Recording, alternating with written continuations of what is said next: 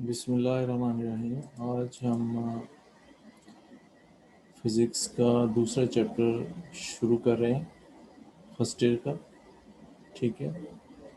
और vector and equilibrium पहला lecture है इसका। ठीक है।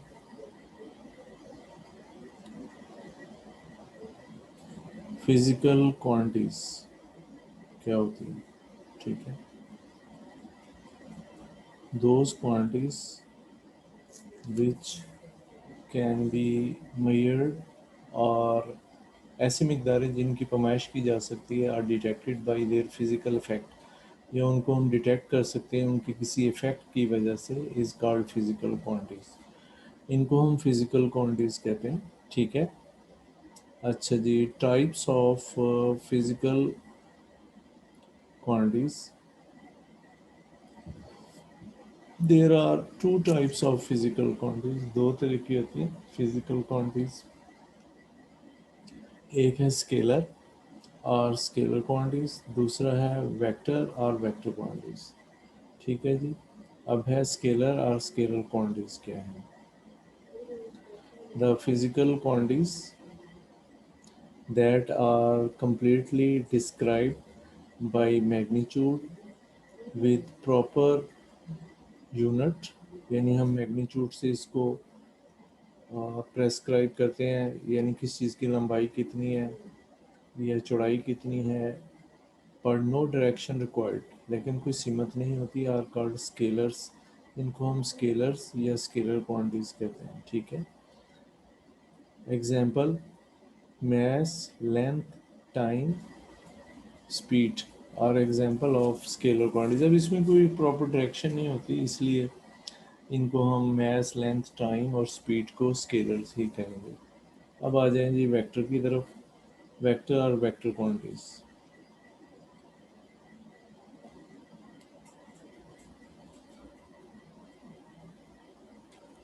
The physical quantities that are completely described by magnitude with proper unit, जिसको हम मुकम्मल तौर पर मैग्नीट्यूड से और सूटेबल डायरेक्शन से ज़ाहिर करते हैं, इसको हम वेक्टर कहते हैं। विद प्रॉपर यूनिट, यानी ज़ाहिर है मैग्नीट्यूड के साथ यूनिट भी आएगा। 10 मीटर, 10 किलोमीटर, 20 किलोग्राम। तो जो किलोग्राम, मीटर, किलोमीटर ये हैं, ये सारे यूनिट कहलाते हैं। क्या कहलाते हैं? यूनिट कहलाते हैं। अच्छा जी, example: displacement, velocity, acceleration, force and momentum और एग्जाम्पल ऑफ वेक्टर्स। ये सारी की सारी क्या है? एग्जाम्पल हैं वेक्टर की। क्या है ये? एग्जाम्पल है वेक्टर की। अब डिस्प्लेसमेंट में भी ख़ास डायरेक्शन होती है, आपने पढ़ा होगा पिछली क्लास में। वेलोसिटी में भी, एक्सेलरेशन में भी। और फोर्स आप किसी स्पेसिफिक डायरेक्शन में लगाते हैं। मोमेंटम ये भी जो है वो हमारे पास क्या है? स्केलर होता है, वेक्टर होता है सर। अच्छा जी, magnitude, the numerical value of a physical quantity is called magnitude। कोई न्यूमेरिकल वैल्यू किसी फिजिकल क्वांटिटी की हो, जैसे 10, 20, 100, तो उसको मैग्नीट्यूड कहते हैं। क्या कहते हैं? मैग्नीट्यूड।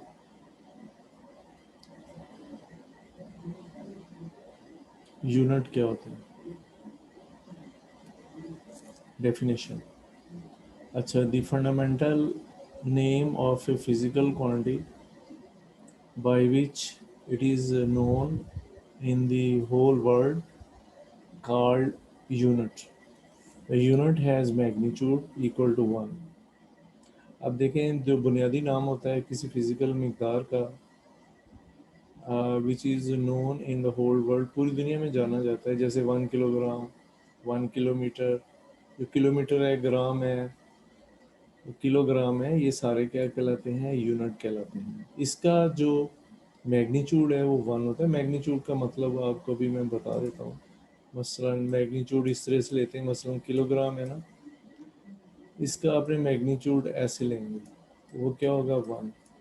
इसके बराबर आएगा 1 पे। जैसे हमारे पास क्या है, 10 किलोग्राम कोई चीज़ है, तो अगर हम इसका मैग्नीट्यूड क्या होगा, 1 ही होगा, क्या होगा 1, तो ये फिर 10 के बराबर आएगा ना, क्या आएगा, ये 10 के बराबर आएगा। अगर किलोग्राम का मैग्नीट्यूड 2 होता है या इससे कम होता 1 से, तो ये मिकदार चेंज हो जाती है, क्या हो जाती है, ये मिकदार चेंज हो जाती है। ठीक है जी। अच्छा जी, इसके बाद है यूनिट वेक्टर और direction vector. A vector having a unit magnitude is called the unit vector. It is used to indicate the direction of any vector. अब ये किसी वेक्टर की डायरेक्शन को जाहिर करने के लिए हम इस्तेमाल करते हैं। It is used to indicate the direction of any vector. The unit vector in the direction of vector a head, इसको हम a कैप या a head कहेंगे, is expressed as, ये हम इसको इससे जाहिर करते हैं। मसलन हमारे पास जो था वो क्या है, ये एक वेक्टर है, क्या है ये, एक ए वेक्टर है। तो एक पहले ए वेक्टर का क्या होगा, मैग्नीट्यूड, मैग्नीट्यूड को हम इस तरह एक्सप्रेस करेंगे मोड लगा के। और दूसरा ए हेड, इसका क्या होगा, यूनिट वेक्टर होगा, क्या होगा, यूनिट वेक्टर होगा। ठीक है। और ए कैप को हम ऐसे भी जाहिर कर सकते हैं, ए से अलहदा, फिर भी ये हमारे पास क्या कहलाएगा, मैग्नीट्यूड कहलाएगा। ठीक है। और ये डायरेक्शन होगी, यूनिट वेक्टर होगी। ठीक है। और एक और बात मैं आपको बता दूं कि एक्स एक्सिस को जाहिर करने के लिए, आपने ज़ाहिर है पढ़ा होगा एक्स एक्सिस मैट्रिक में भी, हम क्या करते हैं, आई हेड लेते हैं। क्या लेते हैं, आई हेड, क्या लेते हैं, आई हेड। ठीक है। और वाई एक्सिस को जाहिर करने के लिए हम क्या लेंगे, जे हेड। और इसी तरह से जेड एक्सिस को जाहिर करने के लिए अगर 3 है तो हम लेंगे के हेड लेंगे। क्या लेंगे, के हेड। ठीक है। तो ये हमें यहाँ से पता चल जाएगा कि ये एक्स की डायरेक्शन है, वाई की है या जेड की है। ठीक है। क्लियर। तो अब मैं इसको आगे कंटिन्यू करता हूँ।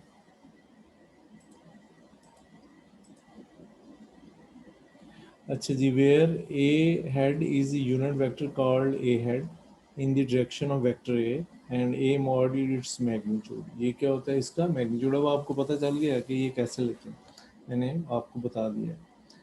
In space, the direction of x, y, and z are represented by I hat, j hat, and k hat. ठीक है।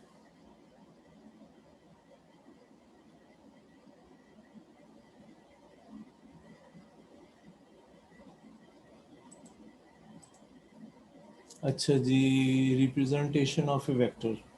A vector is represented by two ways. A vector को दो तरीके से हम represent कर सकते हैं। एक है symbolic representation, दूसरा है graphical representation। ठीक है। तो symbolic representation में a vector is usually represented by a bold face letter। मतलब ज़रा थोड़ा मोटा लिखेंगे, with a cap letter with a arrow mark over its head। मतलब इसके ऊपर एक एरो मार्क लगा देंगे, और a line drawn below the letter. ठीक है। ये देखें, for example a vector can be represented as by, ये कोई ऐसे मोटा लगा दें, थोड़ा सा कम कर देंगे, ज़्यादा मोटा लिखा गया।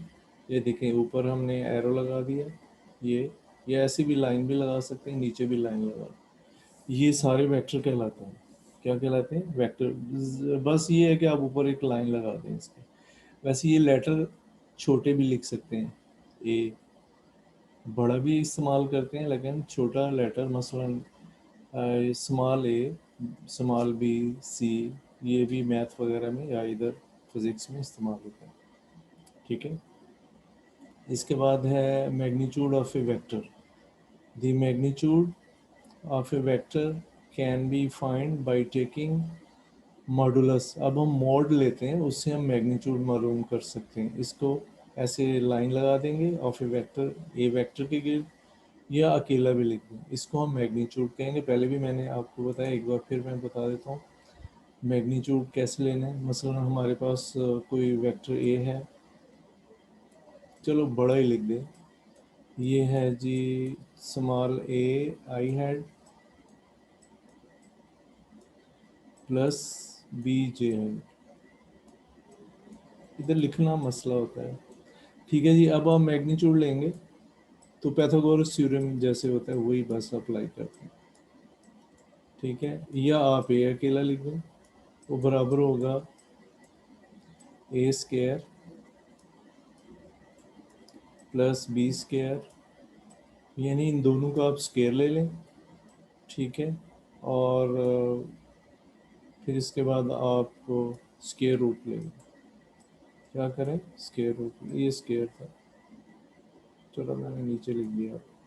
तो ये आप इसका क्या करें, स्केयर ले लें। इस तरह से वो आप पता चल जाएगा कि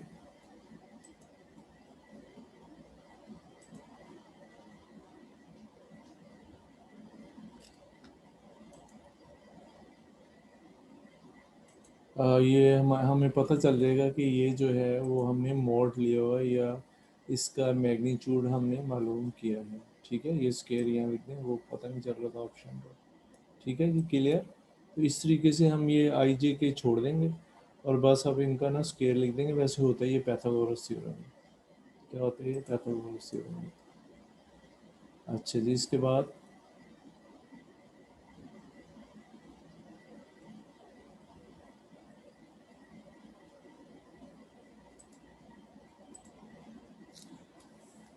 graphical representation. A vector can be represented by an arrow or with a straight line with arrowhead at the end. ठीक है, the length of arrow represent the magnitude of a vector by taking the suitable scale, and arrow represent the direction of the vector। भी आपको बताता हूँ, the one end of the vector having arrow head is referred as head and other that end is referred as tail। कहता है कि हम a vector can be represented by arrow। अब एक वेक्टर को हम एक एरो से जाहिर करते हैं, लाइन से जाहिर करते हैं। ठीक है, ये एक लाइन से जाहिर किया, लेकिन स्ट्रेट होना चाहिए, ये स्ट्रेट नहीं है। इसकी एक साइड को हम हेड कहते हैं, एक को टेल कहते हैं। क्या कहते हैं, टेल। ठीक है, तो ये हमारे पास क्या होता है कि हमने इसको ज़ाहिर कर देते हैं जी, ये वेक्टर है इतना, मतलब 10 सेंटीमीटर है, 2 सेंटीमीटर है, मीटर है, जितना भी है वो हम यहाँ सूटेबल स्केल बना लेंगे, वो उसको हम रिप्रेजेंट करेंगे उससे। ठीक है, क्लियर। ये हमारे पास हेड होता है। ये सही तरह लिखा नहीं गया, कोई बात नहीं, मिटा देते हैं इसको। क्लियर। अच्छा जी, the length of arrow represent the magnitude of vector by taking suitable scale. अब इस तरह से आप जो लेंथ है एरो की वो मुनासिब स्केल से रिप्रेजेंट कर देंगे। Arrow represent the direction of vector, जिस तरफ एरो होगा वो उसकी डायरेक्शन को जाहिर करेगा। The one end of vector having arrow head is referred as head end while other end is referred as tail. दूसरा एंड क्या कहलाएगा, टेल कहलाएगा। अच्छा जी, अब इसमें आ जाते हैं head to tail. First of all we draw a suitable scale। ठीक है, then head of the first vector coincides. Coincides का मतलब होता है जैसे आप कोई आमने सामने किसी चीज़ को मिलाते हैं, with the tail of the second vector and the head of the second vector coincide with the tail of the third vector and so on। The resultant is obtained by combining a line from the tail of the first vector to the head of the last vector। ठीक है। अच्छा, अब ये कह रहा है कि आप पहले एक वेक्टर लेंगे, ये मैं इधर आगे चलता हूँ।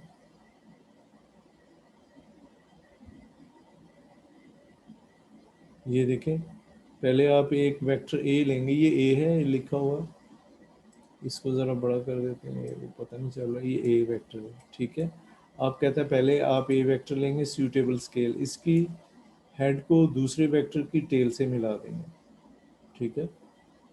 और अब वो जो आपने पहले सूटेबल स्केल लेनी है, इसकी डायरेक्शन लेनी है, एंगल लेना है, कितना होगा, यहाँ पे एंगल देखेंगे कितना है, ठीक है। इसका भी एंगल ये तो आपको नज़र आ रहा है 0 डिग्री पे। फिर आगे तीसरे वेक्टर की टेल को दूसरे वेक्टर के हेड से मिला देंगे। फिर इस तरह जितने वेक्टर है सबको मिलाते जाएंगे। लास्ट में एक लाइन ड्रॉ करेंगे जिसको रिजल्टेंट वेक्टर कहेंगे। क्या कहेंगे? Resultant vector. तो ये जिसकी डायरेक्शन आखिरी वेक्टर के हेड की तरफ होगी, ठीक है, क्लियर? कहाँ होगी? इसकी डायरेक्शन आखिरी वेक्टर के हेड की तरफ होगी। अच्छा जी,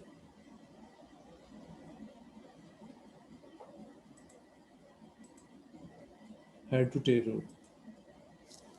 अच्छा, we first of all we draw suitable scale, then head of the first vector coincides with the tail of the second vector, and then head of second vector coincide with the tail of third vector, and so on। यानी इस तरह जितने भी vector हैं सबको add करते जाएंगे। Resultant is obtained by combining a line from the tail of the first vector to the head of the last vector। ठीक है जी, क्लियर? तो ये हेड टू टेल रूल हो गया। तो उसके मुताबिक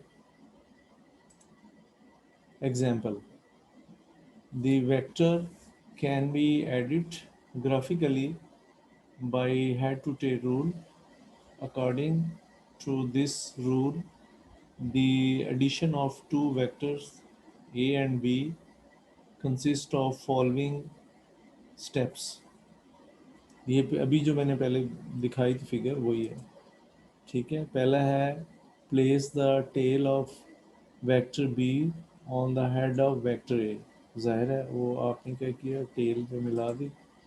इसके बाद draw a vector from the tail of A to the head of B, ठीक है, कॉल्ड रिजल्टेंट वेक्टर।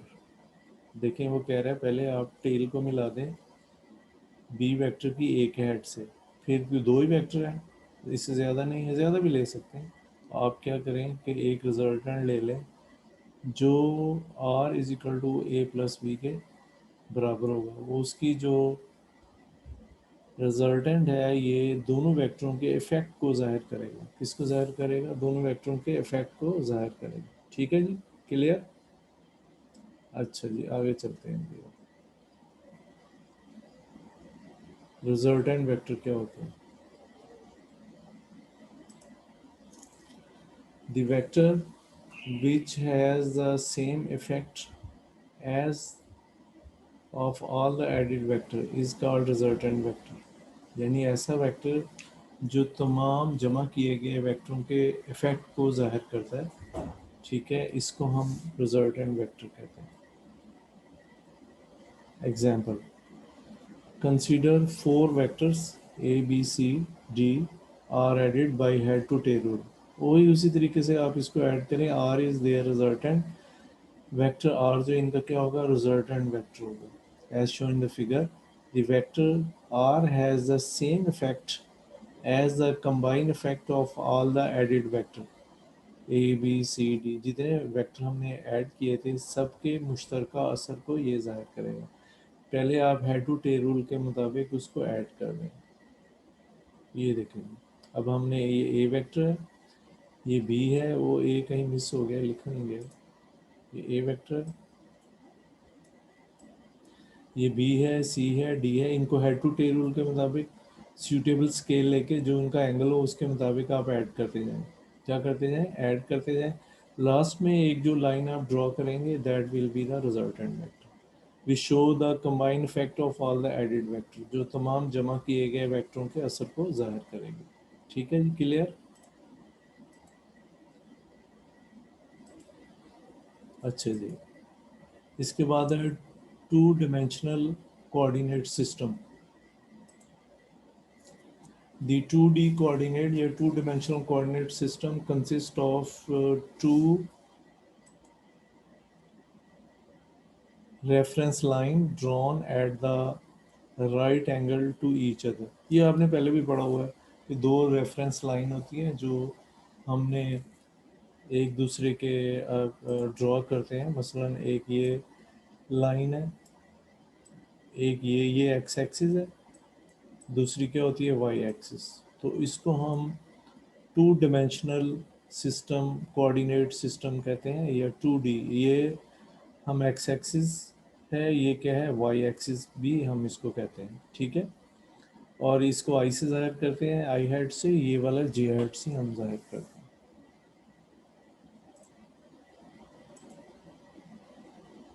अच्छा, one of the line is name as X axis, एक लाइन को हम एक्स एक्सिस कहते हैं, and the other the Y axis, दूसरे को हम क्या कहते हैं वाई एक्सिस कहते हैं, ठीक है जी। अच्छा जी, अब ये देखें, ये हमारे पास एक्स एक्सिस है, ये क्या है वाई एक्सिस है। आपको पता है, ये आपने पढ़ा हुआ है ग्राफ में, यहाँ तक लेंथ जो तो है हमारे पास ये है, और एक्स की लेंथ पहले एक्स को लिखते हैं, फिर क्या लिखते हैं वाई को लिखते हैं। ये आपने पढ़ा होगा पिछली क्लासों में भी, कि ये पहले क्या लिखते हैं, हम एक्स को लिखते हैं, इसको लिखते हैं एक्स, दूसरा क्या होता है वाई। मतलब इसको रिप्रेजेंट करने के लिए जितना इसका मैग्नीट्यूड था वो हमने लिख लिया, ठीक है। ए मैग्नीट्यूड है 10 है, 20 है, ये बी मैग्नीट्यूड है 10 है, 20 जितना है वो हम लिख देंगे। तो इसको हम क्या है कि दोनों coordinate system perpendicularly, mutually perpendicular to each other, ये 90 के एंगल पे होते हैं, और चार इसके कोऑर्डिनेट होते हैं, 1 2 3 4। ये पहला है, दूसरा है, तीसरा है, चौथा है। आपको पता है इधर एक्स पॉजिटिव है, इधर एक्स नेगेटिव है, ऊपर वाई पॉजिटिव है, इधर क्या है वाई नेगेटिव है। आगे फिर मैं जब आएगा तो बताऊंगा बाकी चीज़ें, ठीक है।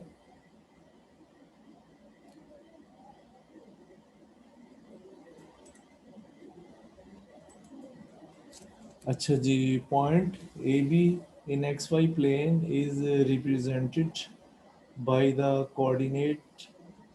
अब वो ए पी पॉइंट को हम एक्स वाई कोऑर्डिनेट से ज़ाहिर करते हैं। This mean that if we start at the origin we can reach the point P by moving A unit along positive X axis and B unit along positive Y axis. यानी ज़ाहिर है वो ये कह रहा है कि अगर आप ए यूनिट मसला ए 10 है, 10 आप एक्स एक्सिस की तरफ जाएं, और बी जो है 20 है, 20 आप बी की तरफ जाएं, तो आप उस पी पॉइंट पे पहुंच जाएंगे। कहाँ पहुंच जाएंगे, उस पी पॉइंट पे पहुंच जाएंगे, ये वाला पी पॉइंट पहुंच जाएंगे। मतलब इधर एक्स एक्सिस पे आप ए पॉइंट जाएं, ये डिस्टेंस है, यहाँ तक सारा लिखा हुआ है, इधर भी डिस्टेंस सारा लिखा हुआ है, ठीक है। अच्छा जी, the direction of position vector of point P in a plane is described by the angle which representative lines of the vector make with the positive x-axis in an anti-clockwise direction.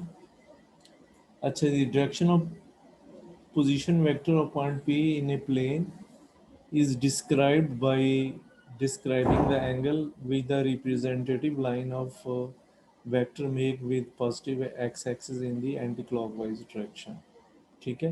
अब जाहिर है ये हम जो इसमें move करते हैं angle, anti clockwise direction angle move करते हैं ना पॉजिटिव लेने के लिए। अगर क्लॉकवाइज जाए तो नेगेटिव होता है आपको, वो ये बात यहाँ कह रहा है कि हम एंगल भी मालूम कर सकते हैं अगर हम इसको क्लॉकवाइज एंटी क्लॉकवाइज घुमाएंगे। ज़ाहिर है पॉजिटिव आएगा ना, आपको पता होगा ये चीज़, इसलिए मैं इसको एक्सप्लेन नहीं कर रहा।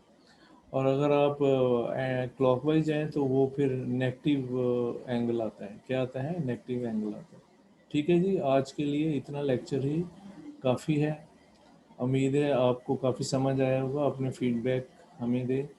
मैं आपका बड़ा शुक्रगुजार हूँ कि आप इसको स्टडी करेंगे, देखेंगे, और हम भी उम्मीद रखते हैं आपसे कि आप जो है वो अच्छे नंबर लेंगे। Thank you very much. अस्सलाम वालेकुम।